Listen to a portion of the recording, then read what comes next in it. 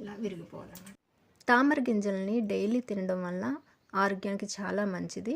ముఖ్యంగా డయాబెటిక్ పేషెంట్స్కి, అలాగే రక్తపోటు అంటే బ్లడ్ ప్రెషర్ ఉన్న వాళ్ళకి, ఇంకా ఎముకలు బలంగా అవ్వాలనుకునే వాళ్ళు తినడం వల్ల చాలా యూజ్ ఉంటుంది.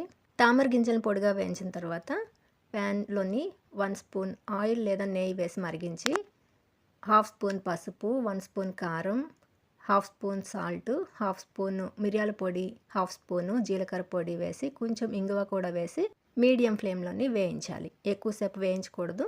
ఇవన్నీ వేయించిన తర్వాత తామర గింజల్ని ఇందులో వేసి బాగా కలపాలి.